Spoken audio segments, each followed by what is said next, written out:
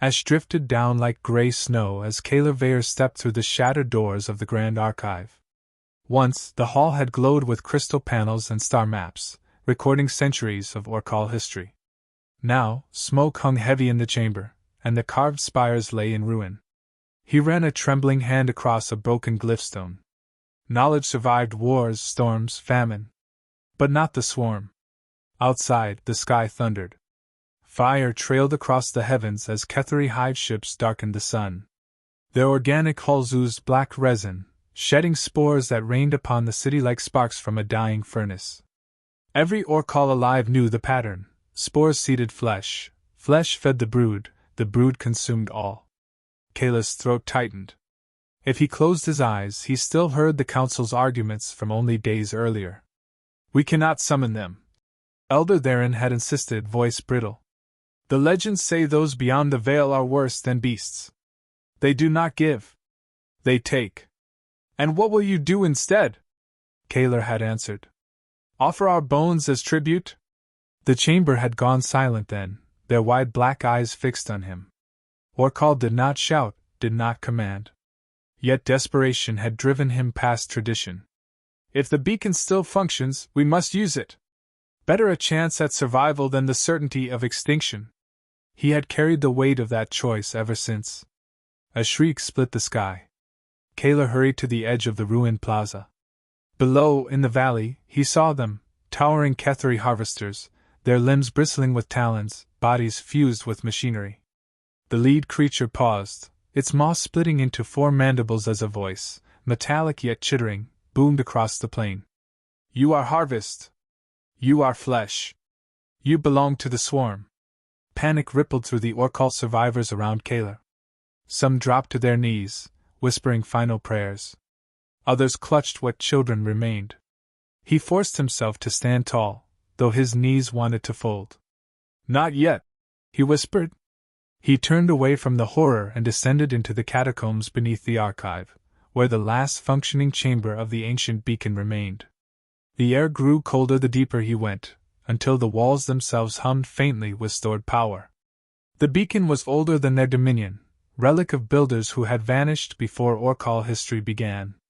It had never been used in living memory. Perhaps for good reason. Kayla placed both hands on the crystalline pedestal. Runes shimmered weakly. He drew a long breath. To any who hear, he said, voice shaking. We are the Orcal. We are dying. The swarm consumes us. If mercy exists among the stars, hear us. The chamber vibrated. A column of light erupted upward, vanishing through the crust and into the void. He felt his plea leave him like a wound torn open. No answer came, only silence.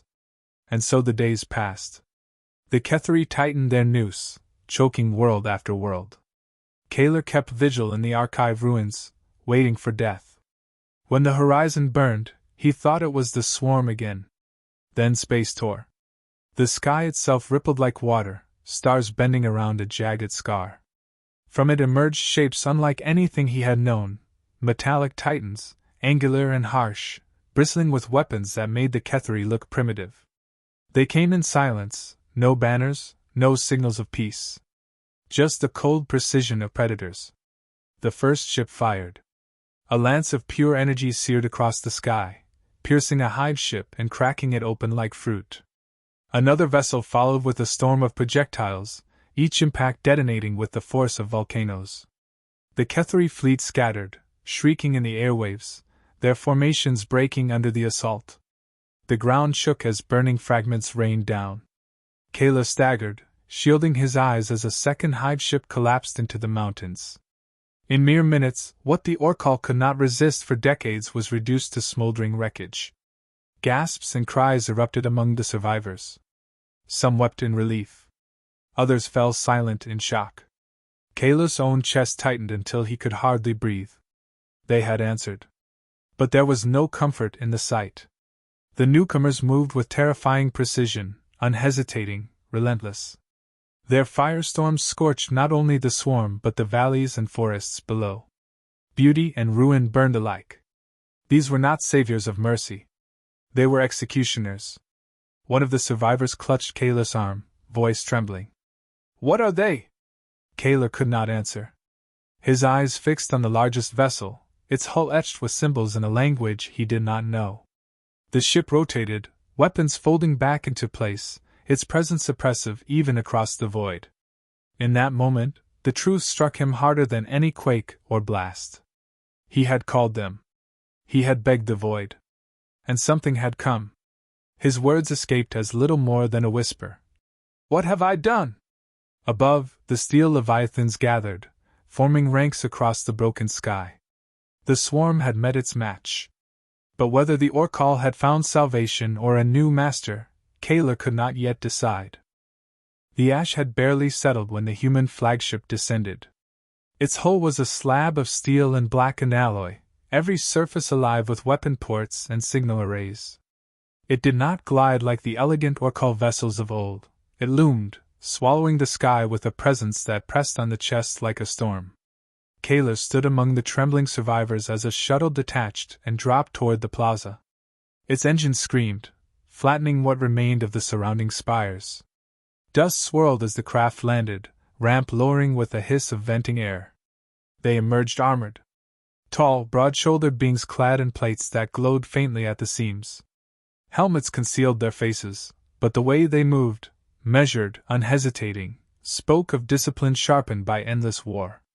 One figure stepped forward, helmet retracting with a mechanical click. Her hair was iron gray, her face lined but strong, eyes cutting like a blade honed too many times. She surveyed the ruined city with no trace of pity. When she spoke, her voice carried the authority of someone long accustomed to command. I am Admiral Helena Stroud, Terran Defense Fleet. Who speaks for your people? No one moved. The Orcal shrank back, whispers trembling across their lips. Kaler's throat was dry, yet he forced himself to step forward. I am Kaler Veyer, Archivist. I spoke the signal that summoned you. Stroud's gaze fixed on him, unblinking. Then you understand why we are here. Kaler swallowed. To aid us? Her lips twitched, not quite a smile. To fight. Aid is secondary. She swept her hand toward the horizon, where human fire had reduced Hive ships to blazing wrecks. We don't let things like that spread. Not to us. Not anywhere near us. The survivors exchanged uneasy glances. Gratitude and fear mixed in equal measure. Kaler inclined his head slowly. We are in your debt. Stroud's eyes narrowed. Dead? She stepped closer, lowering her voice so only he could hear. Archivists, don't mistake us for saints. We don't fight to be owed. We fight because we refuse to kneel. Remember that. The next hours blurred. Kaler found himself aboard the human flagship, ushered through angular corridors alive with activity. Marines marched with precision. Technicians shouted across decks where holographic maps tracked swarm movements. Every wall hummed with energy, every system sharpened for war. To Kaler, raised in halls of learning and debate, it felt like stepping inside the embodiment of violence. A young soldier guided him through, his helmet tucked beneath his arm. His face was younger than Kaler expected, barely into adulthood by Orcal measure, but his eyes bore the weariness of someone who had seen too much. You stare like it's the first time you've seen a fleet, the Marine said, almost amused. Kaler hesitated. We have ships. Traders, scholars, vessels. But nothing like this. Because you haven't had to. The Marine's tone hardened. We grew teeth because we had no choice. Our history is war. We nearly killed ourselves 100 times before we even left our homeworld. Now we're still here because we learned one lesson: fight or vanish. The words lodged deep. Kaler looked away. For us, knowledge was our defense. We thought it enough. Knowledge without steel is a prayer in a hurricane. The Marine gave a humorless smile. You called. We answered. But understand, we fight on our terms. The terms revealed themselves soon enough. Alarms rippled through the ship. On the tactical display, dozens of red icons flared into existence. The Ketheri had regrouped. Massive hive ships poured from the upper atmosphere, wings of smaller drones swarming ahead. Swarm counterattack. barked a commander at the display. Admiral Stroud entered the chamber, calm as a blade unsheathed. Bring forward the destroyer line. Launch strike wings. Orbital batteries, full readiness. Orders flew like lightning. Human warships shifted formation, steel phalanxes locking into place. Bombers streaked outward, trails burning bright. Kayla pressed a hand against the railing as the fleet roared to life. The first salvo thundered, kinetic rounds the size of towers tearing across space. Impacts lit the void with violent blossoms. The swarm shrieked through every frequency, but Stroud only folded her arms. Keep firing. Don't stop until nothing twitches. The battle unfolded as a storm of brutal efficiency. Railguns split carapaces. Plasma fire boiled the sky. Orbital strikes turned infested ground into molten glass. Kayla's heart clenched as he realized the humans targeted not only the enemy but entire valleys, forests, villages, all swallowed in cleansing fire to deny the swarm. His voice cracked as he turned to Stroud. You burn everything. Even what is ours. Stroud didn't look away from the display. If the swarm touched it, it's already lost. Leave it, and it kills you tomorrow. We burn it so you live to see tomorrow at all. That is the logic of the enemy, Kayla said bitterly. Her eyes snapped to him. No. That is the logic of survival. The difference is what remains when the fire goes out. With them, nothing. With us, something. Kayla faltered. Her words were harsh, yet undeniable. Still, as explosions painted the void, unease gnawed at him. Was survival worth the price of everything they had been? Hours later, the battle ended. The swarm retreated, crippled and scattered, leaving debris to fall like black rain. Human crews cheered across the ship, but silence hung heavy in Kayla's chest. He stood again before Stroud, the deck lights dimming around them. You have given us victory. Yet I cannot decide if you have also given us ruin. Stroud studied him, then leaned closer.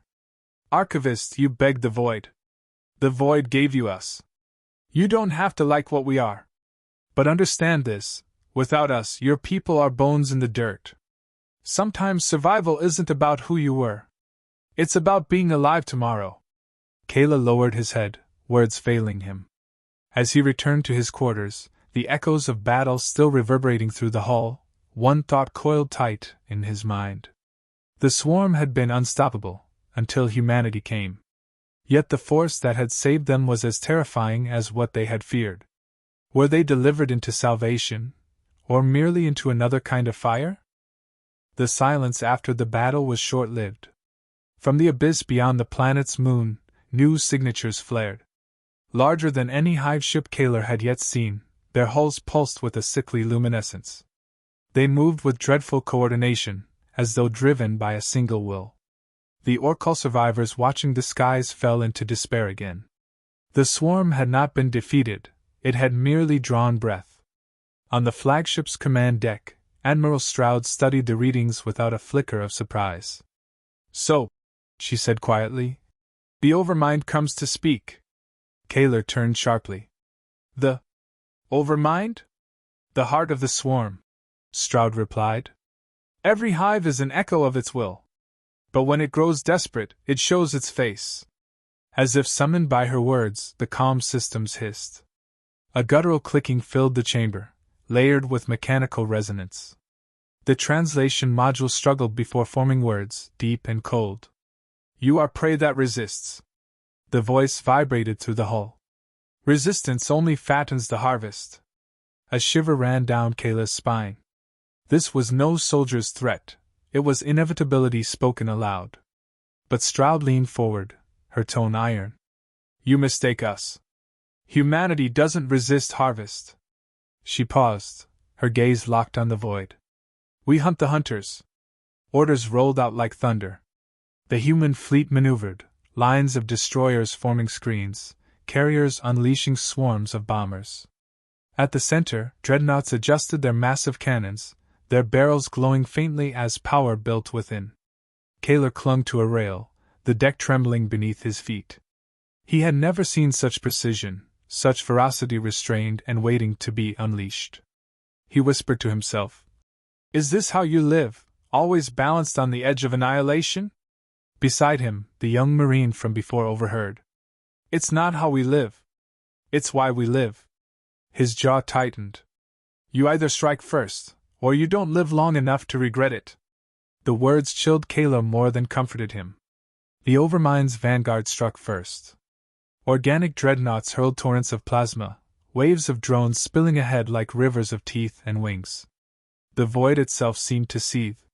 Stroud raised her hand. Now. The fleet answered with fury. Railguns cracked, each round a mountain of tungsten accelerated to impossible speed. Impacts shredded carapaces, spraying bioluminescent gore into space. Plasma lances carved through the drone swarms. Nuclear detonations bloomed, shockwaves rattling even the flagship's hull. Kayla staggered, overwhelmed by the violence. Yet Stroud stood steady, eyes locked on the slaughter outside.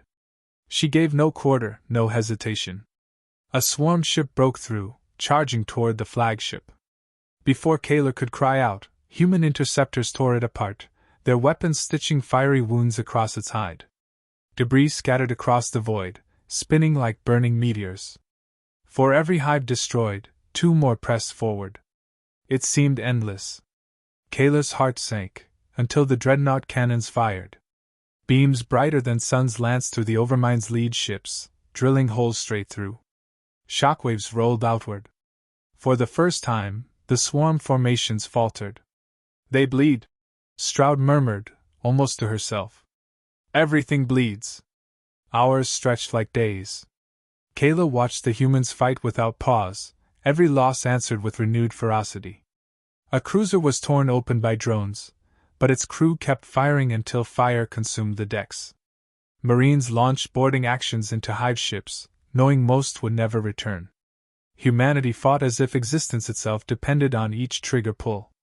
Kayla turned to Stroud, voice hoarse. Why do your people fight so without hesitation? Even when death is certain? Stroud's answer was simple. Because hesitation killed us once. Never again. The implication weighed heavier than the void. Humanity's scars had made them merciless and invincible. At last, the Overmind revealed itself. A colossal vessel emerged from the rift, dwarfing all others. Its surface writhed with countless limbs, its core glowing with unnatural fire. Kayla felt its presence pressing into his thoughts, a cold tide probing for weakness. The voice returned, sharper now. You burn bright, but all flames die. You are food, nothing more. Stroud leaned forward, her expression carved from stone. We are not your food. We are the fire. Her hand cut downward. Every dreadnought fired at once. The void became daylight. Nuclear detonations blanketed the Overmind's ship, its armor cracking, flesh burning away. Marines plunged through its hull, planting warheads deep inside.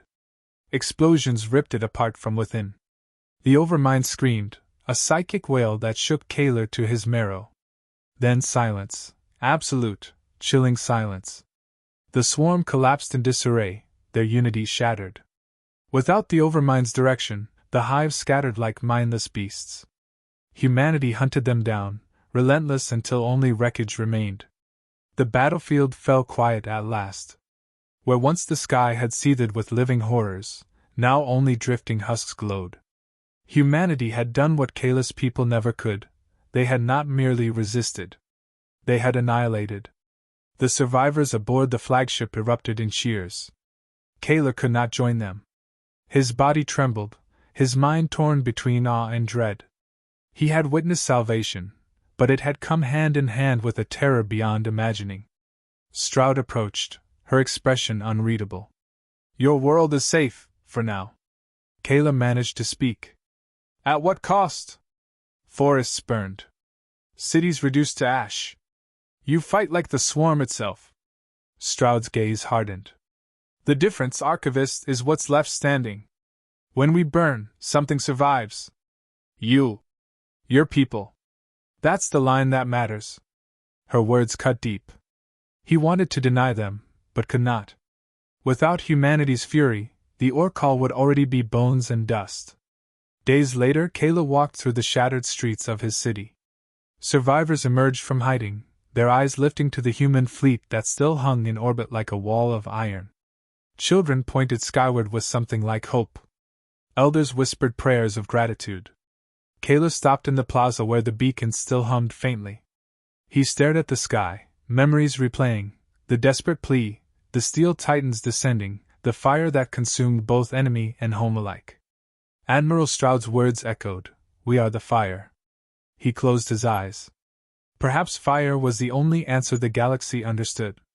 When he spoke, it was only to himself. "In our desperation we called." And humanity answered, not with mercy, but with fire and fury.